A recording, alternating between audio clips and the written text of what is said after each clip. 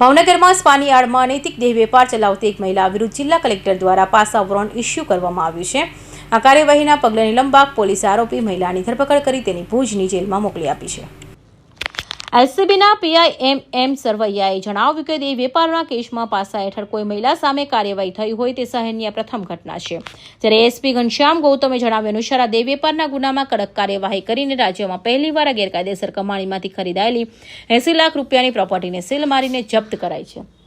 2 જગ્યાએ સ્પાની આડમાં ચાલતા ગોરખધંધા પર્દાફાશ ભાવનગર પોલીસ સહિતના 2 અલગ અલગ સ્થળો પર દરોડા પાડી સમગ્ર રેકેટનો પર્દાફાશ કર્યો હતો. જેમાં ભાવનગરના વાઘાવાડી રોડ પર આવેલા ઈવા સુરભી કોમ્પ્લેક્સના 3જા માળે દુકાન નંબર 309માં ચાલતા આયુર્થાઈ ફેમિલી સ્પામાં અને સિવા બ્લેસિંગ બિલ્ડિંગમાં 2જા માળે આવેલા ક્રિસ્ટલ ફેમિલી સ્પાનો સમાવેશ થાય છે. તપાસ દરમિયાન જાણવા મળ્યું કે સ્પામાં મસાજના બહાને ગ્રાહકો પાસેથી મોટી રકમ વસૂલવામાં આવતી હતી. મહિલાઓને ત્યાં જ રાખી તેમને ધમકી આપી તેમનું આર્થિક અને શારીરિક કરવામાં આવતું હતું. આ તમામ ગેરકાયદેસર પ્રવૃત્તિ સ્પાના સંચાલક મહિલા દ્વારા નિયંત્રણ કરવામાં આવતી હતી.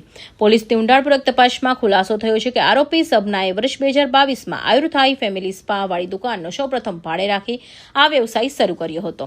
ત્યારબાદ અનૈતિક ધંધામાંથી મળેલી કાળી કમાણીને ઉપયોગ કરીને તેણે એક દુકાન ખરીદી લીધી હતી. આશરે 80 લાખની બજારની કિંમત ધરાવતી આ મિલકત ગેરકાયદેસર આવકમાંથી ઊભી કરાઈ હોવાનું સાબિત થતા પોલીસે નવા કાયદા મુજબ તેને ટાંચમાં લેવામાં આવી છે. ફિરોઝ મલેક, ભાવનગર.